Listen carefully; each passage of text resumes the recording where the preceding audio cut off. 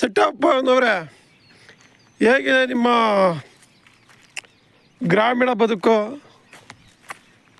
ಗ್ರಾಮೀಣ ಬದುಕಂದರೆ ಆಕಳನ್ನ ಸಾಕೋದು ದೊಡ್ಡದಲ್ಲ. ಮೇಲಿನ ಕಾಲದಲ್ಲಿ ಅದನ್ನ ಕಾಪಾಡೋದು ಭಾಳ ಕಷ್ಟ ಇದೆ. ನಮಗೆ ನೋಡಿ ಅಲ್ಲೊಂದು ನದಿ ಇದೆ, ಈ ಕಡೆ ಜೋಳ ತೋಟ, ಅದೊಂದು 2.5 ಕೊಯ್ದು ಹಾಕ್ತೀವಿ.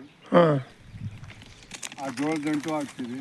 ಈ ಕಡೆಗೆ ಹೊಲದಲ್ಲಿ ಗರಿಕೆ ಇದುಗಳೆಲ್ಲ ಹಸಿ ಹುಲ್ಲು ಇವೆಲ್ಲ ತಿಂತವೆ. ಈ ರೀತಿ ಕೊಡಬೇಕು. ಕೆಲವೊಬ್ರು ಏನು ಮಾಡ್ತಂದ್ರೆ ಬೆಳಗ್ಗೆ ಓಡಿಸ್ಬಿಡ್ತಂದ್ರೆ ಸಂಜೆವರೆಗೂ ಏನು ಕೊಡೋದಿಲ್ಲ. ದನಗಳೆಲ್ಲ ಕಗ್ಗಾಗಿ ಎಲ್ಲ ನೋಡೋಕ್ಕೆ ಭಯಂಕರವಾಗಿ ಇವತ್ತು ನಾಳೆ ಸಾಯುವಂಥ ಸ್ಥಿತಿಗತಿಲೂ ಕೂಡ ಅನೇಕ ದನಗಳು ನೋಡಿದ್ದೇವೆ. ಈ ರೀತಿ ಪ್ರತಿಯೊಬ್ಬ ಆಳ್ಬೇಕಂದ್ರೆ ದನಗಳನ್ನ ನೋಡಿ, ಆಕಳ ಕರುಗಳು ನೋಡಿ ಅಲ್ಲೇ ಚೆಲ್ಲಾಟ ಆಡ್ಕೊಂಡು ಹೆಂಗೆ ತಿರ್ತಾರೆ. ಅದುಗಳಿಗೆ ಅಷ್ಟು ಆಹಾರ ಕೊಡಬೇಕು, ಅಷ್ಟು ಹಾಲು ಉಣಿಸ್ಬೇಕು. ಅದ್ರ ತಾಯಿ ಹಾಲುಗಳನ್ನ ನಾವೇನು ಮಾಡ್ತೀವಿ ಅಂದರೆ ಕೆಲವೊಂದು ರೈತರು ಕರುಗೂ ಕೊಡದೆ ತನ್ನ ಆಸೆ ಪೂರೈಸ್ಕೊಳ್ಳೋಕ್ಕಾಗಿ ಹಾಲು ಕರೆದು ಆ ಕರುಗಳನ್ನ ನೋವಿನಿಂದ ಬೆಳೆಸ್ತಾರೆ. ಆ ರೀತಿ ಬೆಳೆಸಬಾರ್ದು. ಅಂದರೆ ಹೈನುಗಾರಿಕೆ ಇದರಲ್ಲೇನು ನೀವು ಹೈನುಗಾರಿಕೆ ಅಂದರೆ ಮಾಡ್ತೀರಾ? ಹೈನುಗಾರಿಕೆ ಅಂದ್ರೆ ನೋಡಿ, ಇಲ್ಲಿ ಗೊಬ್ಬರ ಅದ್ರ ಗೊಬ್ಬರ ಏನು ವೇಸ್ಟೇಜ್ ಆಗೋದಿಲ್ಲ. ನಾವು ಹಾಕೋ ಹುಲ್ಲೆಲ್ಲ ನೋಡಿ ಇಲ್ಲಿಗೆ ಗೊಬ್ಬರ ಒಂದು ಜಾಗ ಅವುಗಳೇ ಕಳೆ ಗಿಡಗಳನ್ನು ಚೆನ್ನಾಗಿ ಮೇಯಿಸ್ತಂದ್ರೆ ಬೆಳಿಗ್ಗೆ ಅದೇ ಗೊಬ್ಬರ ಆಗ್ತಾವಲ್ಲಿ. ಆ ಗೊಬ್ಬರನ ತನ್ನ ಬೇಸಾಯಕ್ಕಾಗಿ ಬಳಸಬೇಕು.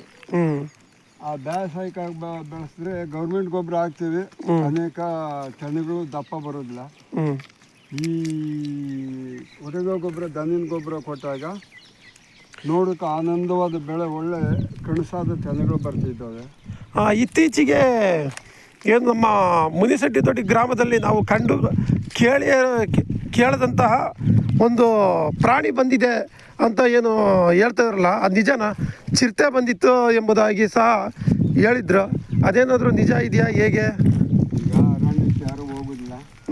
ಅದಕ್ಕೆ ಆಹಾರ ಇದಕ್ಕಾಗಿ ರಾತ್ರಿ ಟೈಮಲ್ಲಿ ನಾವು ಯಾವ ರೀತಿ ಹೊಟ್ಟೆಗೆ ಆಹಾರ ಬೇಕೋ ಆ ರೀತಿ ನಾವು ಸುತ್ತೋಡಿತೀವೋ ಅದರಂತೆ ಅದು ರಾತ್ರಿ ಟೈಮಲ್ಲಿ ಬರ್ತವೆ. ನಾಯೋ, ಆಡು, ಮ್ಯಾಕಿಯೋ, ಇಂಥ ಗೋವುಗಳು, ಸಣ್ಣ ಕರುಗಳಿದ್ದಾವಲ್ಲ, ಇಂಥವನ್ನ ತಗೊಂಡು ಹೋಗ್ತವೆ.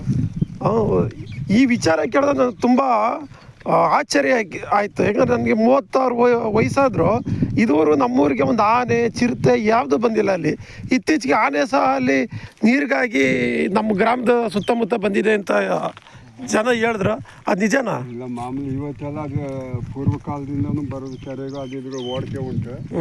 ಈ ಚಿರತೆ ಮಾತ್ರ ಸರ್ಕಾರಿ ಅಧಿಕಾರಿಗಳೇ ತಂದು ಅರಣ್ಯಕ್ಕೆ ಚಿರತೆ ಅಂದರೆ ಕಾವೇರಕ್ಕವ್ರದ್ದು ಮತ್ತು ಯಾರ್ದು ಒಂದು 5-6 ಜನದು, ಸುಮಾರು ಜನದು ಒಂದು ಆಡುಗಳನ್ನ ತಿಂದಿದೆ ಅಂತ ಅಲ್ಲಿ ವಿಚಾರ ಗೊತ್ತಾಯಿತು. ನನಗೆ ಬೆಂಗಳೂರಿಂದ ಬಂದಾಗ ಈ ವಿಚಾರ ಕೇಳಿದಾಗ ನಾನು ಇಲ್ಲಿ ಜಮೀನು ಕಡೆ ಬರಬೇಕಾದ್ರೆ ಅಜ್ಜಿ ಹೇಳಿದ್ರು, ಮಗನೇ ಹುಷಾರಾಗಿ ಹೋಗಪ್ಪ, ಅಲ್ಲಿ ಚಿರತೆ ಇದೆ ಅಲ್ಲಿ ಅನ್ನೋದಾಗಿ ಎಚ್ಚರಿಕೆ ಕೊಟ್ಟರೆ ಅಲ್ಲಿ. ಆಗ ನನಗೆ ಆಶ್ಚರ್ಯ ಐತೆ, ಅಜ್ಜಿ ನಮ್ಮೂರಲ್ಲಿ ಯಾವ ಚಿರತೆ ಇದೆ ಅಂತ ಅಲ್ಲಿ. ಹಗಲೇನು ಭಯ ಇಲ್ಲ.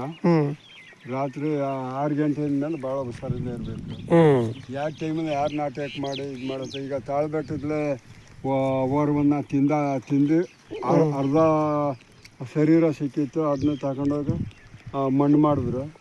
ಒಂದು ಮಗುಗೆ ರಾಜ್ಯದಾಗ ಏನೋ ಆದರೂ ಇನ್ನೂ ಆಯುಷ್ 4 ದಿವಸ ಇರೋದ್ರಿಂದ ಆ ಮಗು ಉಳ್ಕೊಂತು ಚಕ್ಕಂತ ಎಗರ್ಬಿಟ್ಟು ಹೊಂಟೋಯ್ತು. ಅದರಿಂದ ಮಾನ್ಯ ಅರಣ್ಯ ಇಲಾಖೆಯವರೇ, ನಾವು ಸಹ ಅಲ್ಲಿ ಅರಣ್ಯವನ್ನು ಗೌರವಿಸ್ತೀವಿ. ಅಲ್ಲಿ ನೀವು ಸಹ ಕ್ರೂರ ಪ್ರಾಣಿಗಳನ್ನು ಕಾಡಿಗೆ ತಂದು ಬಿಡಬೇಡಿ. ಬಿಡೋದ್ಲೇನು ತಪ್ಪಿಲ್ಲ. ನೀವು ವೈರ್ಲೆಪ್ ಎಷ್ಟಿರುತ್ತೋ ಅಷ್ಟಕ್ಕೆ ಬೇಲಿ ಹಾಕಿ ಒಳಗಿರಲಿ.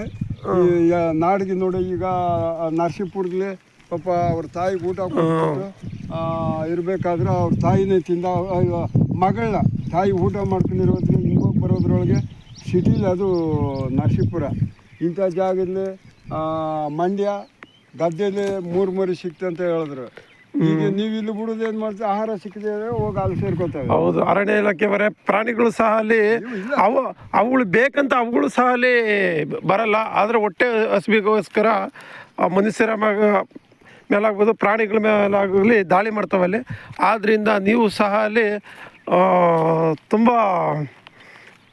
ಅರಣ್ಯದ ಪ್ರಾಣಿಗಳು ಅರಣ್ಯದಲ್ಲಿರುವಂತೆ ನೋಡ್ಕೊಳ್ಳಿ ಎಂದು ಹೇಳ್ತಾ ನಮ್ಮ ವಿಡಿಯೋನ ಮುಗಿಸ್ತೀವಿ.